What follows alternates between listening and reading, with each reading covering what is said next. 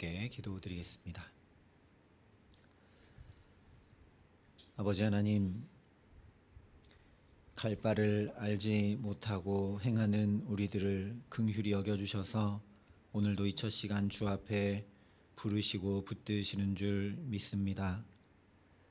주의 말씀이 내 발의 등이요 내 길의 빛이 되어 우리의 걸음걸음을 지도하여 가르치시는 이 복된 첫 시간이 되게 하여 주시고, 우리는 그 말씀에 의지하여 주께 간구하고 의탁하는 복된 은혜의 시간이 될 수 있도록 이 자리에 성령께서 충만히 역사하여 주시옵소서. 예수님 이름으로 기도합니다. 아멘. 오늘 우리에게 주시는 하나님 말씀은 사사기 20장 29절부터 37절의 말씀입니다.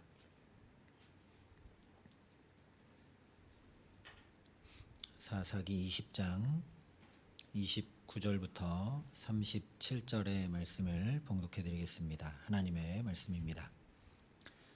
이스라엘이 기브아 주위에 군사를 매복하니라. 이스라엘 자손이 셋째 날에 베냐민 자손을 치러 올라가서 전과 같이 기브아에 맞서 전열을 갖추매 베냐민 자손이 나와서 백성을 맞더니 꾀임에 빠져 성읍을 떠났더라. 그들이 큰 길 곧 한쪽은 베델로 올라가는 길이요 한쪽은 기브아의 들로 가는 길에서 백성을 쳐서 전과 같이 이스라엘 사람 30명가량을 죽이기 시작하며 베냐민 자손이 스스로 이르기를 이들이 처음과 같이 우리 앞에서 패한다 하나 이스라엘 자손은 이르기를 우리가 도망하여 그들을 성읍에서 큰 길로 꿰어내자 하고 이스라엘 사람이 모두 그들의 처소에서 일어나서 바알 나말에서 전열을 갖추었고 이스라엘의 복병은 그 장소 곧 기브아 초장에서 쏟아져 나왔더라. 온 이스라엘 사람 중에서 택한 사람 10,000명이 기브아에 이르러 치매 싸움이 치열하나 베냐민 사람은 화가 자기에게 미친 줄을 알지 못하였더라. 여호와께서 이스라엘 앞에서 베냐민을 치심해 당일에 이스라엘 자손이 베냐민 사람 25,100명을 죽였으니 다 칼을 빼는 자였더라. 이에 베냐민 자손이 자기가 패한 것을 깨달았으니 이는 이스라엘 사람이 기브아에 매복한 군사를 믿고 잠깐 베냐민 사람을 피하매 복병이 급히 나와 기브아로 돌격하고 나아가며 칼날로 온 성읍을 쳤음이더라. 아멘. 오늘 29절이 이스라엘이 기브아 주위의 군사를 매복하니라 말씀하며 시작하고 있습니다. 그래서 이어지는 말씀을 보면 겨우 26,700명의 적은 군사를 가지고도 40만 대군을 상대하여 한 번도 아니라 두 번이나 대승을 거둔 베냐민 지파가 의기양양하여 맞서 싸우러 나올 때 이스라엘이 그들을 꿰어 유인한 다음 뒤에 숨어있던 복병이 베냐민을 칩니다. 그렇다면 이상한 일입니다.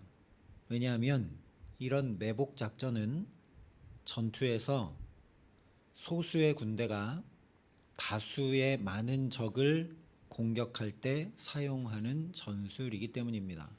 우리는 숫자가 적기 때문에 적군 매복해 있어서 적군을 유인하여 우리가 싸우기 더 좋은 데로 데리고 와서 싸우거나 또는 뒤에서 기습 공격을 하는 작전이 이 매복 작전입니다.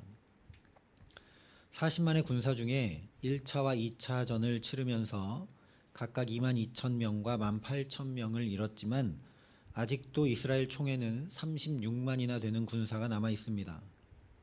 그러니까 매복 작전을 펼칠 이유가 하나도 없죠. 오히려 매복 작전은 군사의 숫자가 매우 적은 베냐민 지파가 행해야 될 작전입니다. 게다가 이전에 받았던 두 번의 응답과 달리 이번에는 올라가라 내일은 내가 그를 내 손에 넘겨주리라 하신 하나님의 말씀대로 분명한 승리가 자신들에게 보장이 되어 있으니까 적당히 올라가 싸우기만 해도 될 것 같은데 오히려 치밀하게 준비하여 매복 작전을 펼칩니다. 그러니 이를 통해 이스라엘 총회가 오직 하나님의 뜻을 묻고 구하며 그 하나님의 말씀을 따라 전쟁에 임하고 있다는 것을 알게 됩니다. 다시 말하면 군사를 매복하여 전투에 임한 것은 그저 이스라엘 총회의 지혜가 아니라 하나님의 말씀에 순종한 결과라는 것입니다. 이것은 그저 짐작이 아니라 오늘 전투가 여호수아 8장의 아이성 전투와 매우 비슷하게 펼쳐지고 있는 것을 통해 분명히 확인할 수 있습니다. 아이성 전투에서도 피할 수 없이 많은 군사를 가지고 있던 이스라엘이 매복 작전을 펼쳤던 이유는 하나님께서 너는 아이성 뒤에 복병을 둘지니라 말씀하셨었기 때문입니다. 난공불락의 성인 여리고성 전투에서 이스라엘이 크게 승리한 다음 교만하여 저 작은 아이성 정도는 쉽게 쳐서 이길 것이다 여겨서 자기들의 힘만 믿고 나갔다가 크게 패하고 말죠.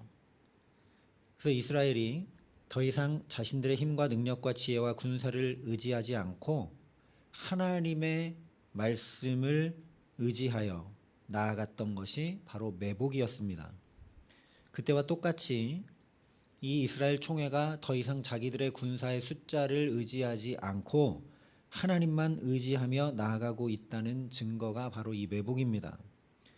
그렇기 때문에 35절에 분명히 선포합니다. 여호와께서 이스라엘 앞에서 베냐민을 치심해 당일에 이스라엘 자손이 베냐민 사람 25,100명을 죽였으니 다 칼을 빼는 자였더라. 이 전쟁의 승리는 이스라엘 총회가 가진 힘과 지혜와 능력과 군사의 숫자와 1, 2차전에 패했음에도 포기하지 않는 그 열심이 전혀 아니라 오직 하나님께서 베냐민을 치셨기 때문이라는 말씀입니다. 그런데 이스라엘 총회가 전쟁에 승리하게 되자 마치 여리고성 전투를 승리했을 때처럼 자신의 강함과 능력과 지혜, 베냐민과는 다른 자기의 의로움 때문인 줄 알고 또 의기양양하여 교만해지고 맙니다.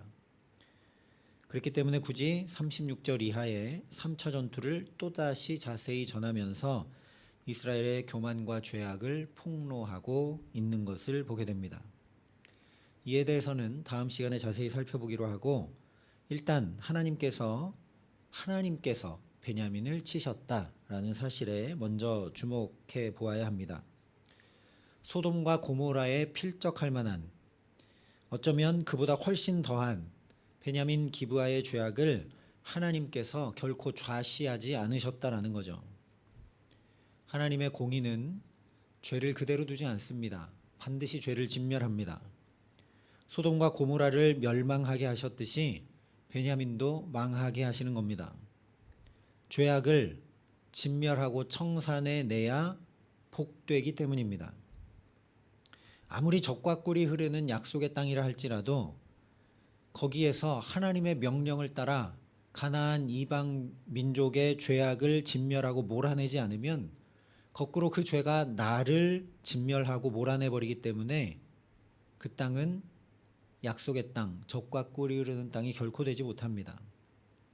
레위기에 이미 분명히 말씀해 주셨습니다. 너희는 이 모든 일로 스스로 더럽히지 말라. 내가 너희 앞에서 쫓아내는 족속들이 이 모든 일로 말미암아 더러워졌고 그 땅도 더러워졌으므로 내가 그 악으로 말미암아 벌하고 그 땅도 그 주민을 스스로 그 주민을 토하여 내느니라. 가나안 족속이 진멸되는 이유는 그들의 죄악으로 말미암아 더러워졌고 땅까지 더러워졌기 때문에 하나님이 벌하시기 때문이라는 거죠. 이스라엘이 택함 받은 민족이고 그들이 뭔가 특별함이 있고 능력이 강하고 그래서 그런 거 전혀 아니라는 겁니다. 또 한 가지 경고하셨던 것은 그러니까 너희도 그 땅에 들어가서 살 때 저 이방 민족들처럼 스스로 더럽히게 되면 똑같이 악으로 말미암아 내가 벌하고 땅도 스스로 너희를 토해낼 거다라는 경고입니다. 이처럼 미리 알려주신 경고의 말씀 그대로 베냐민은 가나안 족속과 똑같이 스스로 더럽힌 음행과 죄악으로 말미암아 하나님께서 그 악을 벌하신 것이고 47절이 증거하는 대로 자기가 살던 기브아 땅에서 저 황량한 광야로 쫓겨나고 만 것입니다. 문제는 뭐냐면 하나님이 미리 그렇게 다 말씀해 주셨고 그 일이 그 화가 내게 미쳤는데도 불구하고 베냐민이 이것을 전혀 깨닫지 못했다는 사실입니다. 36절이 이에 베냐민 자손이 자기가 패한 것을 깨달았으니 라고 명백하게 말씀해 주고 있죠. 마땅히 알아야 할 하나님의 징계와 죄를 몰아내시는 역사에 대해서는 무지했고 그저 자신들이 이제 전쟁에서 패한 것만 깨달아 알았다는 이야기입니다. 우리도 우리의 문제와 아픔과 괴로움과 어려움들 앞에 먼저 깨닫는 은혜를 구해야 합니다. 물론 모든 문제가 내가 범한 죄 때문은 아니지만 내게 펼쳐지는 일련의 사건들 가운데 여전히 우리를 가장 복되고 선한 길로 이끄시는 하나님의 섭리와 역사를 깨달아 알지 못하면 오늘 베냐민처럼 또한 36절 이하에 이어지는 이스라엘 총회의 모습처럼 고통과 멸망의 길로 치닫고 말게 되기 때문입니다. 존귀 하나 깨닫지 못하는 사람은 멸망하는 짐승 같도다 분명히 말씀해 주셨습니다. 그러니 아침마다 깨우치시되 나의 귀를 깨우치사 학자들 같이 알아듣게 하옵소서라고 깨닫는 마음과 보는 눈과 듣는 귀를 허락해 주옵소서라고 간구하는 이 첫 시간 되게 하시기를 바랍니다. 특별히 시편 기자와 같이 나는 주의 종이오니 나를 깨닫게 하사 주의 증거들을 알게 하소서 간구하게 하시기를 간절히 기도합니다.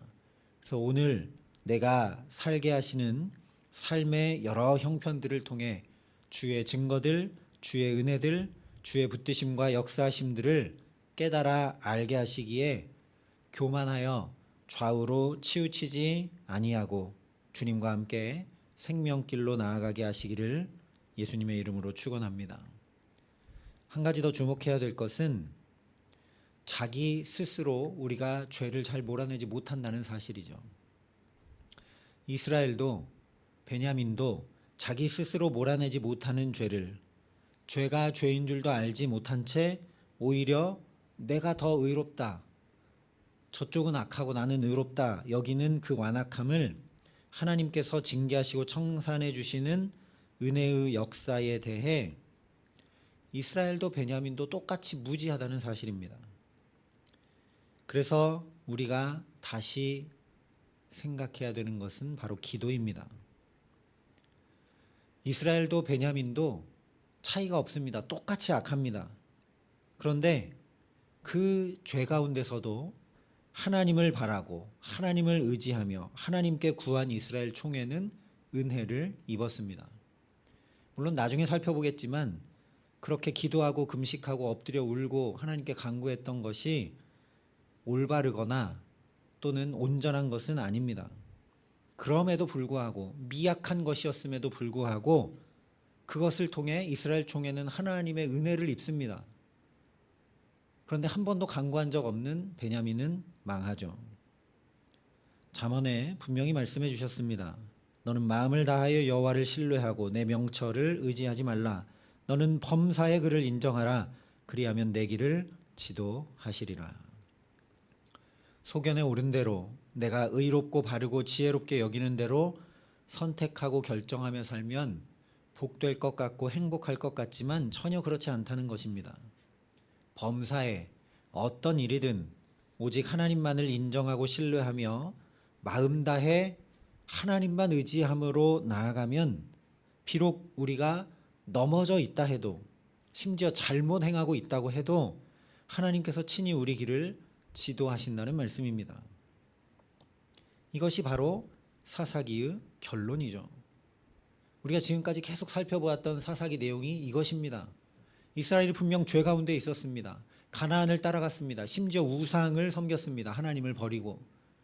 그런데 이스라엘이 이방의 압제 때문에 부르짖기 시작하면 하나님은 또 그들을 도우셨습니다. 사사를 보내 구원해 주셨습니다. 이것을 분명히 알라는 것이 사사기의 결론입니다. 그러니 열린 길이든 막힌 길이든 응답이든 거절이든 해결이든 문제든 범사에 오직 하나님을 인정하고 의지함으로 살아가는 저와 여러분 될 수 있기를 바랍니다. 그야말로 그렇게 하나님만 왕 되심을 인정하는 사람, 그러니까 나는 죽고 예수 그리스도로 사는 사람, 이제는 내가 사는 것이 아니요 오직 내 안에 그리스도께서 사시는 사람, 나를 사랑하사 나를 위하여 자기 자신을 버리신 하나님의 아들을 믿는 믿음 안에 살아가는 사람 되게 하시기를 간절히 기도합니다. 그렇게 오직 주님만 나의 주인 삼고 오늘도 내일도 살아가기에 걸음걸음마다 지도하셔서 푸른 초장 맑은 물가로 인도함 받는 복과 은혜가 충만히 넘치게 하시기를 예수님의 이름으로 간절히 축원합니다. 함께 기도하시겠습니다.